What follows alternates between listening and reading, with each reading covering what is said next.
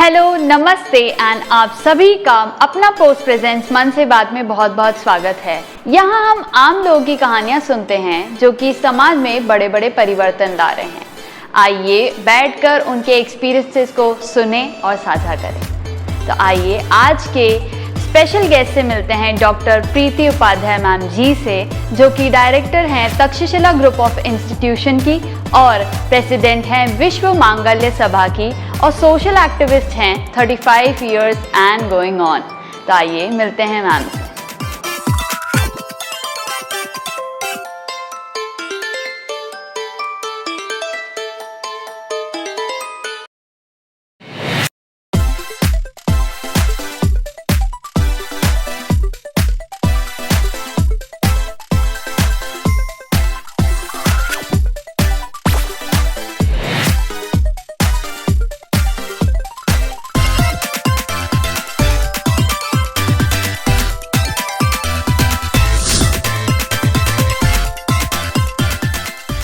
क्या सोच रही तक्षशिला स्कूल ऑफ इंस्टीट्यूट खोलने की? तक्षशिला व्हेन आई स्टार्टेड, उस समय मैं खुद भी एक स्टूडेंट थी, तो कुछ ऐसा बहुत सोचकर उस समय बहुत कोई बड़ा सोच ऐसा नहीं था। बस एक ही बात मन में रहती थी कि जो बच्चे कहीं पढ़ नहीं रहे हैं या ऐसे घूमते दिखते थे कॉलोनीज़ में या कहीं, तो उनको इकट्ठा करें और अपने घर में ही उनको पढ़ाना शुरू करें। तो इस तरह से तक्षशिला शुरू हुआ। फिर जब उसको फॉर्मल रजिस्ट्रेशन की बात आई तो नाम देना था, तो कई सारी किताबें पढ़ी, तो फादर की लाइब्रेरी में एक पुस्तक मिली तक्षशिला का जिसमें ज़िक्र था, तो हमने उसको पढ़ा तो लगा कि it's a good name. Takshashila अब हिंदुस्तान में नहीं है और किसी ज़माने में बहुत ही बड़ा एक शिक्षा का केंद्र हुआ करता था, जहाँ ऑल ओवर वर्ल्ड से लोग पढ़ने आते थे, नालंदा में और तक्षशिला में। अब डिवीज़न के बाद 1947 के बाद वो पाकिस्तान में चला गया, तो मन में था कि नाम तो कुछ ऐसा ही रखा जाए, तो तक्षशिला नाम इस तरह आया। मैम, क्या क्वालिटीज़ आपको आपके फादर, क्योंकि आप पॉलिटिकल बैकग्राउंड से हैं, तो क्या क्वालिटीज़ आपको आपके फादर से और आपके ब्रदर से या आपकी फैमिली से मिली जो कि आप अभी तक कैरी ऑन करते हैं? राइट। देखिए, जैसा कहते हैं ना कि पेरेंट्स का या मदर का ही सारा कुछ बच्चों में आता है, तो मेरे मम्मी पापा दोनों ही शिक्षक थे, तो भोपाल में ही थे। मेरे फादर हेडमास्टर रहे गवर्नमेंट बॉयज़ स्कूल के, और मेरी मदर भी हेडमिस्ट्रेस रही गवर्नमेंट स्कूल की। और पूरा उन्होंने फादर ने तो पॉलिटिक्स में आए थे तो जल्दी छोड़ दिया अपना गवर्नमेंट जॉब, लेकिन हमारी मम्मी ने बिल्कुल 60 इयर्स की उम्र तक टीचिंग किया। भले ही वो मिनिस्टर की वाइफ रही या मेंबर ऑफ पार्लियामेंट की वाइफ रही, उन्होंने अपना प्रोफेशन नहीं छोड़ा, उसमें वो शुरू से रहीं। और घर में जो माहौल देखा कि घर में बच्चे आते थे जो कमज़ोर बच्चे हैं या जिन्हें कुछ पर्सनल उसकी अटेंशन की ज़रूरत है, तो वो आते थे। हमने हमारे पापा जी को भी देखा बच्चों को पढ़ाते, मदर को भी देखा, तो वो चीज़ आती गई। और ट्यूशन से शुरू किया। आई स्टार्टेड विद ट्यूशन और free education to poor children, वहाँ से चीज़ शुरू हुई और धीरे धीरे इस मुकाम तक आ गए। हाँ, अभी हम लोग को पता पड़ा है कि आप अभी भी वो चीज़ कैरी ऑन करते आ रही हैं कि आप अभी भी फ्री स्टूडेंट्स को पढ़ा रही हैं, और जो कि फाइनेंशियली वीक हैं, बट आप अभी भी वीक बच्चों को सुधार के सब सारी चीज़ें करके उनको एक गाइडेंस दे के आप आगे बढ़ा रही हैं। आप कैसा फील करते हैं उसके लिए? देखिए, बच्चा तो बच्चा है ना? बच्चा कोई वीक नहीं होता है, उसको अपॉर्चुनिटीज़ कैसी मिल रही हैं और किन के संरक्षण में, किन के गाइडेंस में वो अपना शिक्षा को आगे बढ़ा रहा है, इस पर सब कुछ निर्भर करता है। और जहाँ तक अंडर प्रिविलेज्ड बच्चों की बात है, मैं ये कहना चाहूँगी कि एक समय था जब इस तरह का कोई नियम नहीं था कि हर स्कूल में, चाहे वो छोटा हो या बड़ा हो, सभी को गरीब बच्चों को अपने स्कूल में एडमिशन देना चाहिए। लेकिन बाद में जो राइट टू एजुकेशन का वो आया और देश भर के इंस्टीट्यूशंस को, चाहे वो छोटे हों बड़े हों, बहुत ज़्यादा फ़ीस वाले हों या कम फ़ीस वाले हों, सबको एक 25% of the strength of the class ऐसा नर्सरी में या क्लास 1 में बच्चों के एडमिशन्स देने होते हैं तब से। लेकिन मैंने 1988 में ही ये चीज़ अपने स्कूल में शुरू की थी और आपको जानकर खुशी भी होगी और आश्चर्य भी होगा कि मेरे स्कूल में when it was just a kindergarten, nursery KG1 KG2, MLS के बच्चे भी पढ़ते थे क्योंकि हम जहाँ रहते थे MLS क्वार्टर था वहाँ, और वहाँ उन घरों में जो मेड्स काम करती थी उनके बच्चे भी मेरे स्कूल में पढ़ते थे, और बिना किसी भेदभाव के, बिना के, और वो ज़माना दूसरा था। उस समय जो माहौल था उसमें ये ज़्यादा ऊंच नीच और छोटा बड़ा नहीं था, और इतना कमर्शलाइजेशन चूँकि था ही नहीं एजुकेशन में। गवर्नमेंट स्कूल्स हुआ करते थे, प्राइवेट स्कूल बहुत कम होते थे। तो गवर्नमेंट स्कूल्स में भी वही रहता है कि बड़े फैमिलीज़ के बच्चे भी जा रहे हैं और अंडर प्रिविलेज्ड के बच्चे भी जा रहे हैं। तो वो दौर कुछ और था, और जब वो धीरे धीरे ख़त्म हुआ, कमर्शलाइजेशन होता गया, तो ये गवर्नमेंट की तरफ से हुआ कि सुप्रीम कोर्ट के आदेश रहे कि स्कूल्स में सभी तरह के बच्चों के एडमिशन होने चाहिए, और तब से फिर इंस्टीट्यूशंस में इस तरह के बच्चे सभी जगह होते हैं। तो उनको इक्वल अपॉर्चुनिटीज़ मिलती हैं, और कई बार देखने में आता है कि ये बच्चे बहुत आगे तक जाते हैं, बहुत अच्छा करते हैं। मेरा तो फर्स्ट हैंड एक्सपीरियंस है कि मेरे अपने पढ़ाए हुए बच्चे ऑल ओवर वर्ल्ड में हैं, और इसके लिए मैं डिजिटल मीडिया को, फेसबुक को, इंस्टाग्राम को बहुत धन्यवाद देती हूँ कि एक जो बीच में गैप हुआ था कि बच्चे निकल गए, फिर वो कॉलेज किया उन्होंने, फिर कहीं और चले गए, तो फिर से जब उन्होंने मुझे फेसबुक पे देखा तो वो सब जुड़े। बहुत सारा एक बड़ा ग्रुप है मेरे स्टूडेंट्स का जो मेरे साथ अभी है, तो पता चलता है और बहुत गर्व होता है कि ये बच्चे कहाँ कहाँ पूरे देश में फैले हैं। और उनका जब देखते हैं, प्रोफाइल देखते हैं, तो उसमें लिखा होता है studied in Takshashila public school, तो वो बहुत गर्व महसूस होता है। हमें पता पड़ा है बहुत टॉप नॉच जगह पे, बहुत टॉप नॉच पोजीशंस पे आपके स्टूडेंट्स अभी भी हैं, और बहुत इंस्पायरिंग है ये सब चीज़ें सुनना। दूसरा क्वेश्चन में कि क्या कौन सी अकम्पलिशमेंट है जिसके लिए आप अभी भी बहुत प्राउड फील करती हैं? मुझे लगता है कि अभी वो दौर नहीं आया है, वो वक्त नहीं आया है।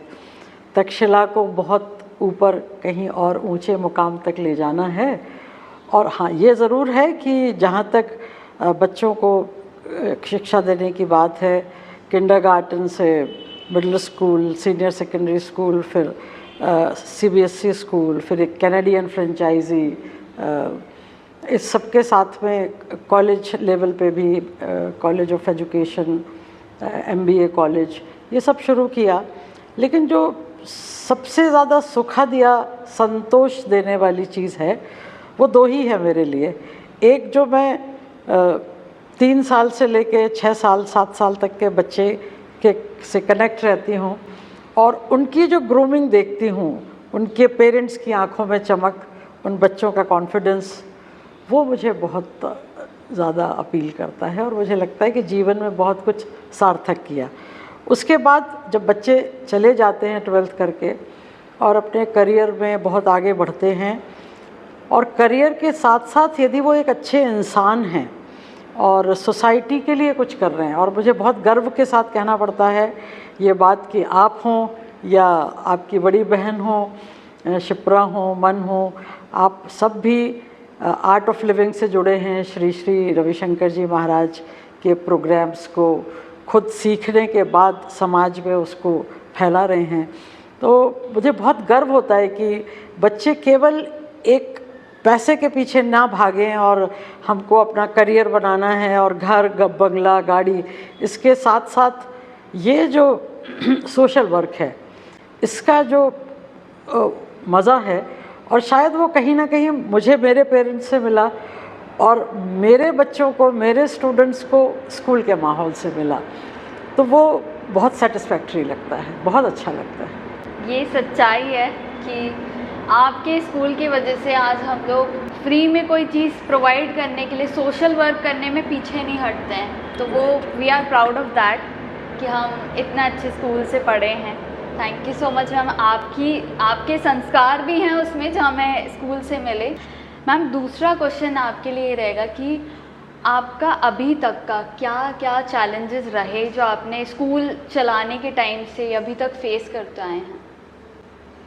बहुत सारे चैलेंजेस हैं, यदि हम उनको बताना शुरू करें, गिनना शुरू करें तो अनएंडिंग है। सफ़र बहुत कठिन रहा और एक ज़िद और जुनून थी कि किसी से सपोर्ट नहीं लेंगे, उस वजह से ज़्यादा कठिन रहा। और डोनेशन नहीं लेंगे कहीं से अपने काम के लिए, वो भी एक बहुत चैलेंजिंग था।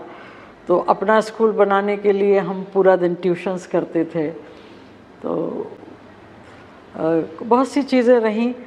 और जैसा कि सब जानते हैं कि हमारे यहाँ सोसाइटी में कहिए या जो ऑफिशियल काम होते हैं किसी भी इंस्टीट्यूट को या किसी भी बिज़नेस को शुरू करने में, तो कई तरह की अड़चनें आती हैं और चीज़ें प्रैक्टिकल कम हैं, थियोरेटिकल या बहुत फॉर्मेलिटीज़ के साथ जिन चीज़ों की ज़रूरत नहीं होती है, उन सब फॉर्मेलिटीज़ को करते करते समय बहुत ज़ाया होता है। तो हुआ, सब अच्छे से हुआ, सबका आशीर्वाद साथ था और ज़िद और जुनून था, उसने सब करवा दिया। बहुत अच्छा। मैम, चैलेंजेस से मुझे याद आया कि आजकल स्टूडेंट्स और पेरेंट्स मार्क्स पे बहुत ज़्यादा बिलीव करते हैं और वो फेलियर को एक्सेप्ट नहीं कर पाते हैं, तो मैम आप उस पर क्या कहना चाहेंगी? देखिए, ये एक पिछला लंबा दौर था जब गला काट कंपटीशन की हम बात करें, अभी भी है, लेकिन ये जो NEP 2020 न्यू एजुकेशन पॉलिसी आई है, उसमें जिस तरह के जो प्रावधान हैं, जो चेंजेस किए गए हैं, वो उन सब के पीछे का एक बड़ा कारण ही ये है कि हम बच्चे के all round development, holistic development पर बात करें, उस पर ध्यान दें और कंपटीशन को कहीं ना कहीं एक थोड़ा डिस्करेजमेंट मिले। और इसी वजह से आप देखिए, इस साल जो रिज़ल्ट डिक्लेयर किया है CBSE ने, उसमें उन्होंने परसेंटेज भी नहीं दिया है 10th-12th में, रैंकिंग की तो बात ही नहीं है। उन्होंने स्ट्रिक्टली स्कूल्स को ये निर्देश दिए गए हैं कि क्लास का कोई रैंक नहीं होगा, बच्चे का रैंकिंग नहीं होगा। और ग्रेडिंग सिस्टम में ये होता है कि 90, above 90 all are A grade. तो इस तरीके से ग्रेडिंग में एक पूरा 10 से 20% तक का बच्चा एक ही ग्रुप में होता है।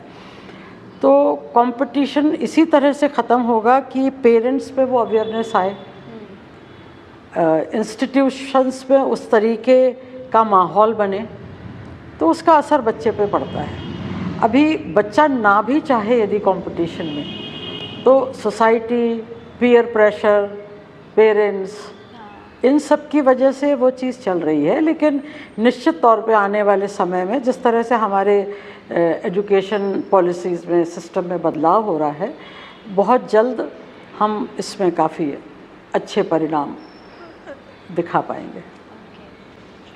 मैम, आजकल एजुकेशन सिस्टम को बहुत कमर्शलाइज कर दिया है कि बस हमें प्रॉफिट चाहिए, तो मैम उस पर आप क्या कहना चाहेंगी कि क्या वो सही है?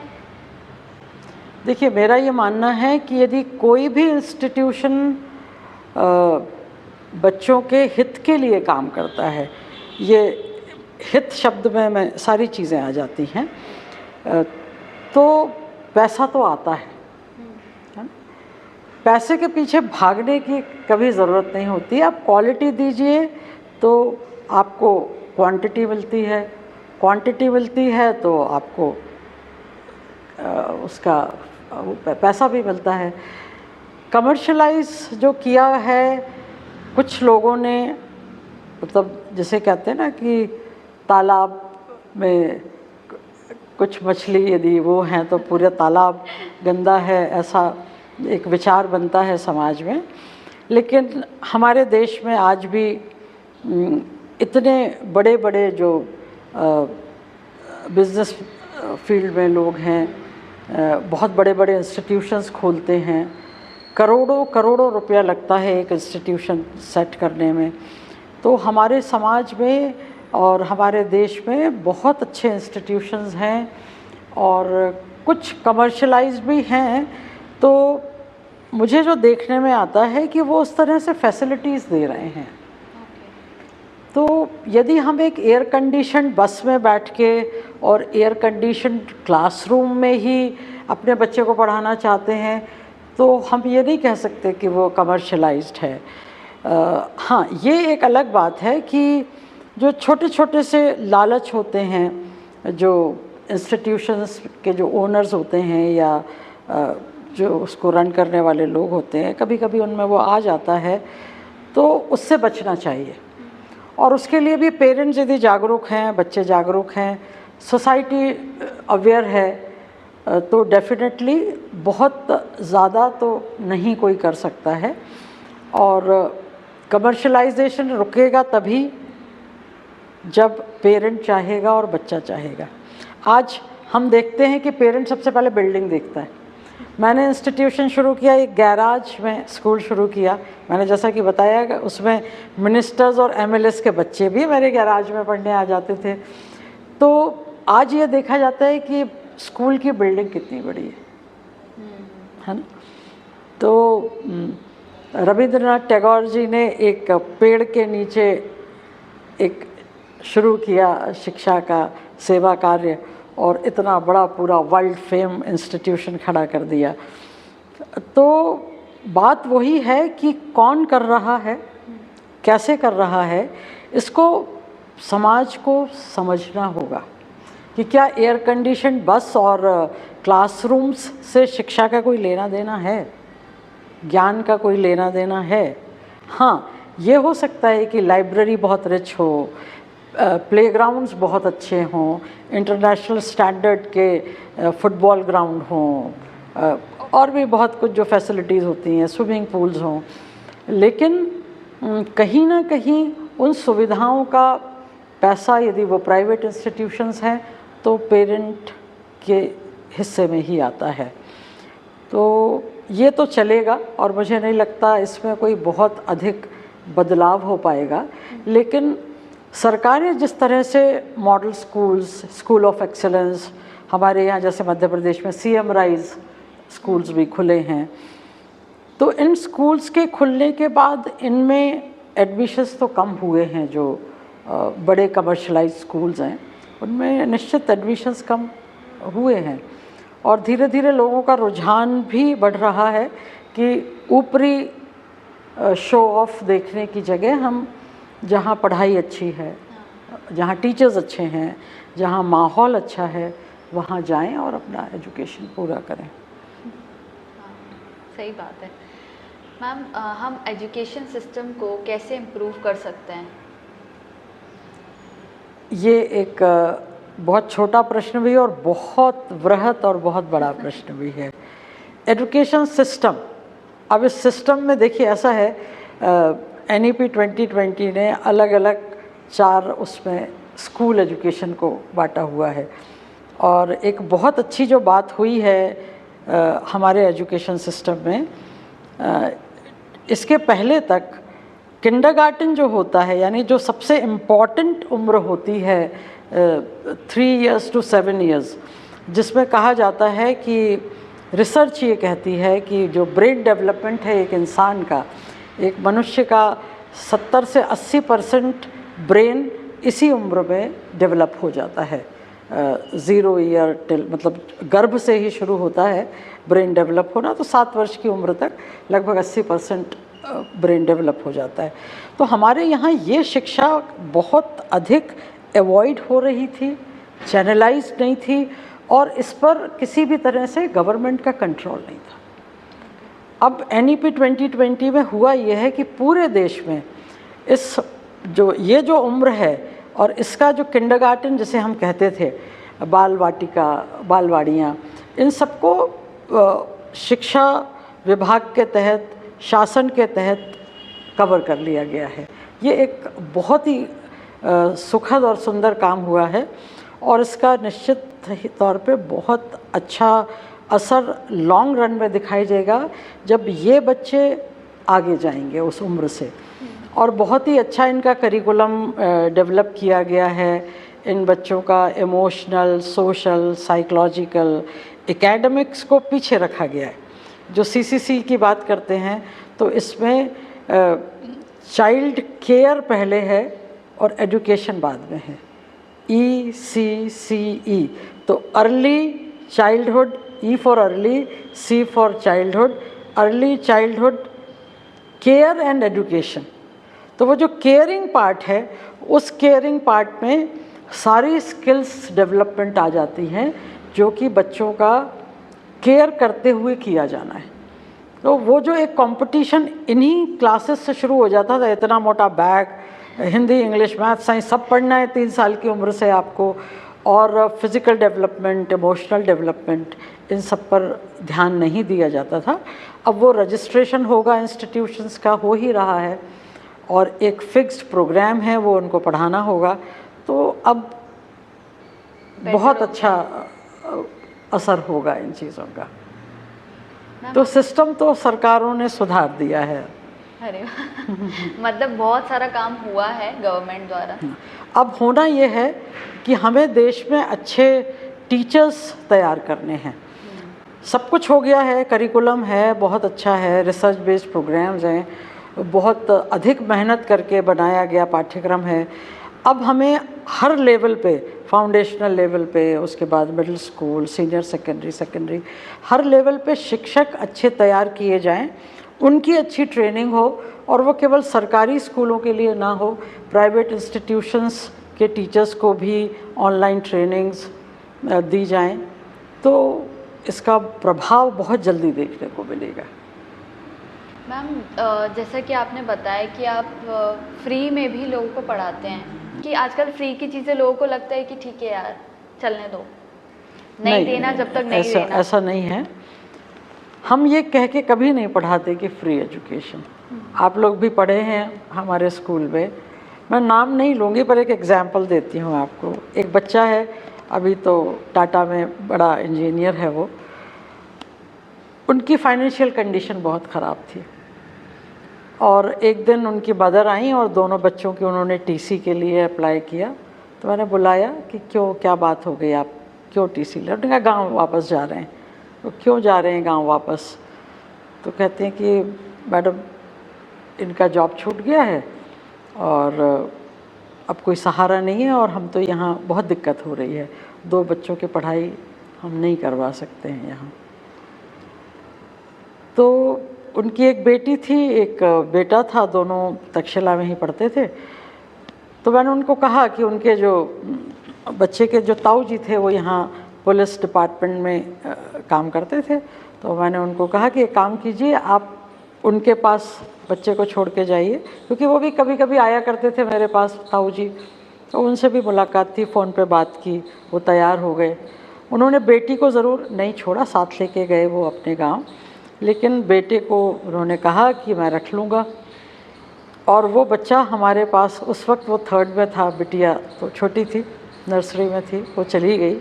बच्चा 12th तक पढ़ा मेरे पास, 1 रुपया किसी चीज़ का उससे नहीं लिया।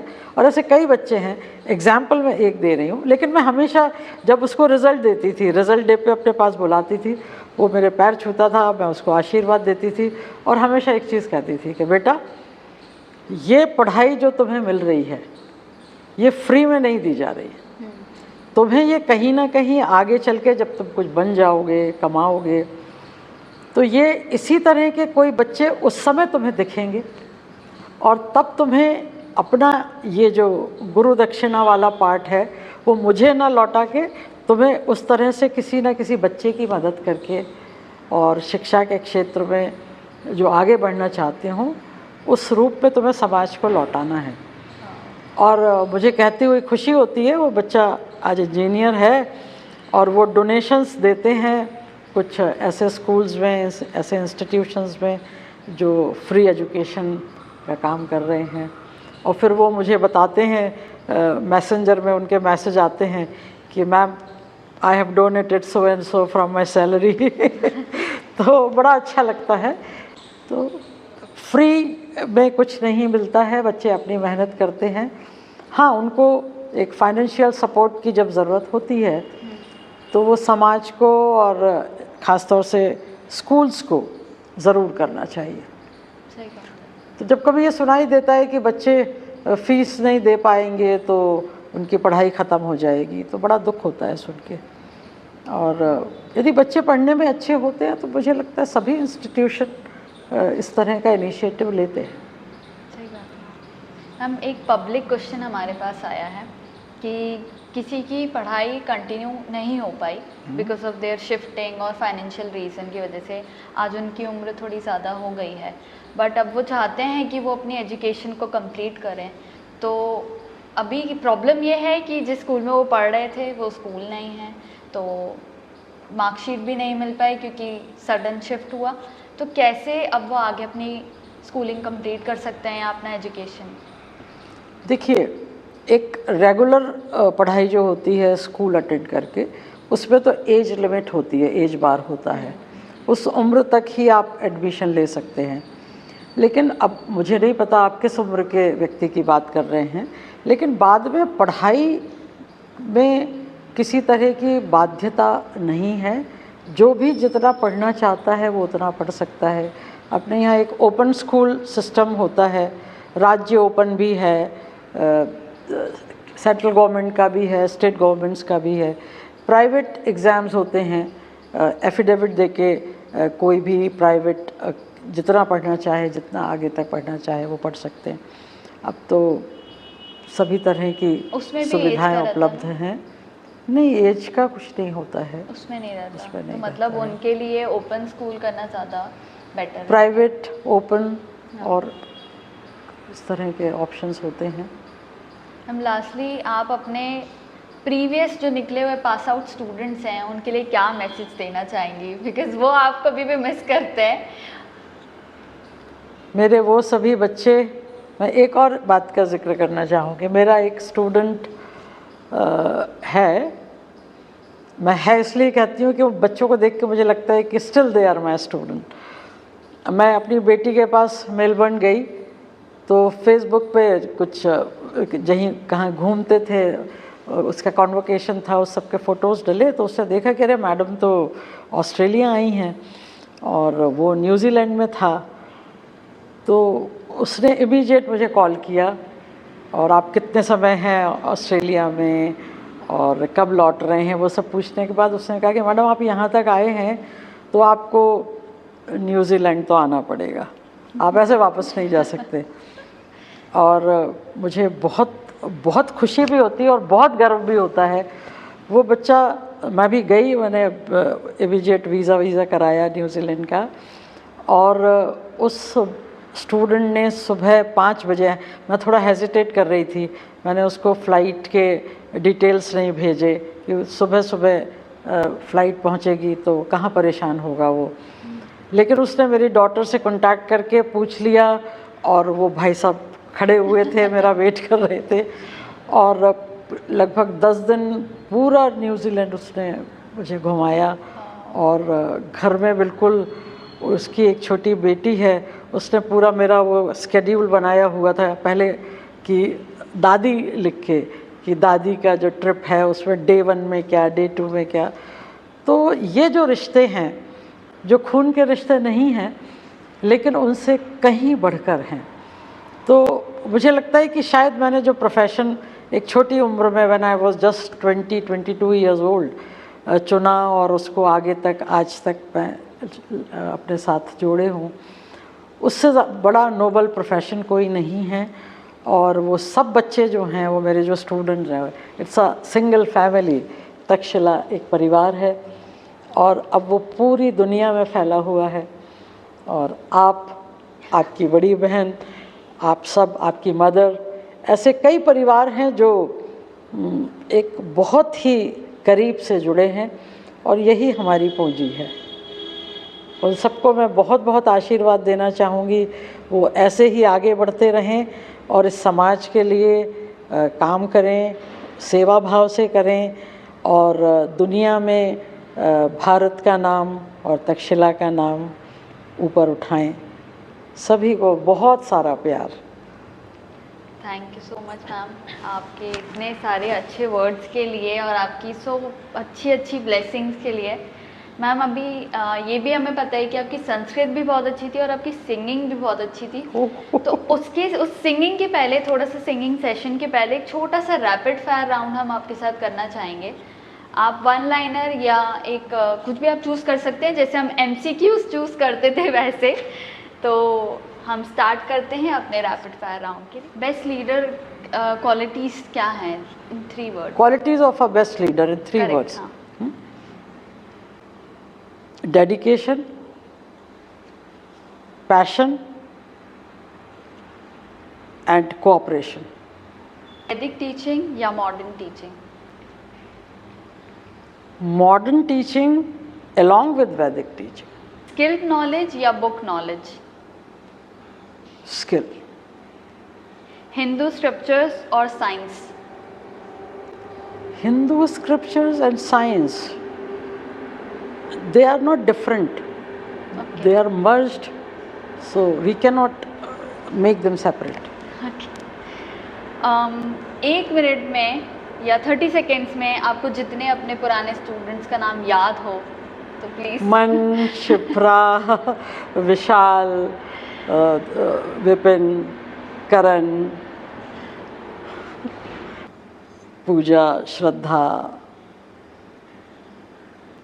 विवेक, so many बहुत है। कौन सा ऐसा हिस्टोरिकल फिगर है जो बहुत इंस्पायरिंग है आपके लिए? देखिए, हिस्टोरिकल फिगर कोई एक इंस्पायरिंग नहीं है। हम जिस देश में पैदा हुए हैं, जिस देश में रह रहे हैं, वहाँ तो जो पढ़ते हैं तो कृष्ण को पढ़ो तो लगता है कि वाह। जब रामायण की बात होती है तो राम जी तो ठीक हैं, फिर सीता जी और भरत या हनुमान जी, तो यहाँ तो लाइन लगी हुई है। तो अलग अलग एस्पेक्ट्स में देखा जाए तो बहुत सारे लोग उसी टॉप लेवल पर हैं। Okay, describe your school in 1 word. समाज सेवा। Thank you so much ma'am, यहाँ तक आने के लिए, हमें अपना टाइम देने के लिए और एजुकेशन सिस्टम को बहुत डीपली समझाने के लिए, और क्या चीज़ें हमें करनी चाहिए, नहीं करनी चाहिए, कैसे पेरेंट्स को अपने बच्चों का साथ देना चाहिए इन देयर फेलियर, कैसे एजुकेशन सिस्टम को हमें टीचर्स के साथ आगे बढ़ाना चाहिए, ये सारी चीज़ें हमें पता पड़ी हैं मैम के थ्रू। तो मैम एक छोटा सा कुछ आप हमारे लिए लाइन अगर गा सकती हैं तो। रुक जाना नहीं तो कहीं हार के, कांटों पे चल के मिलेंगे साए बहार के। ओ राही नहीं खिंचता। Thank you so much ma'am. आपके लिए एक छोटा सा गिफ्ट है, क्योंकि अभी पर्यावरण दिवस भी आ रहा है, आपका बर्थडे भी आ रहा है, प्लस और ग्रीनरी प्रमोट करने के लिए बहुत हमारी सोसाइटी ने 25,000 पेड़ आज से 10 साल पहले कंप्लीट लगा लिए थे। उनका आज भी संरक्षण हो रहा है और पत्रिका न्यूज़पेपर ने इसके लिए तक्षशिला को सम्मानित भी किया था कुछ साल पहले। तो ये तो हमारा एक फोटे है, वृक्षारोपण। सो नाइस, ब्यूटीफुल, वाह। देखिए इस पेड़ की क्या खूबी है, मैं चाहूँगी मेरे स्टूडेंट्स के लिए आप जो मैसेज चाह रहे थे कि इस मौसम में, इस भीषण गर्मी में जहाँ 45 से 50 डिग्री देश का तापमान है, ये ऐसे खिलते हैं। इतनी विपरीत परिस्थितियों में और खिलते ही नहीं हैं, खुशबू बिखेरते हैं। तो हमें ये फूल बनना है जो हर परिस्थिति में इसी तरह खिलते रहें और पूरी दुनिया को मन और शिप्रा जैसे प्यारे प्यारे बच्चे खुशबू बिखेरते रहें। Thank you so much. जय हिंद।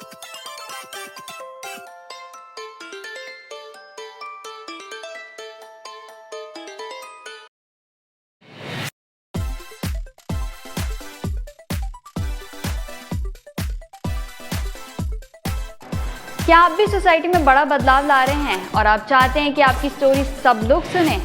तो प्लीज़ हमें कमेंट सेक्शन में ज़रूर बताइए या हमें ईमेल करिए जो हमारे डिस्क्रिप्शन बॉक्स में है। Please do like, share and subscribe to our YouTube channel अपना पोस्ट प्रेजेंस मन से बात।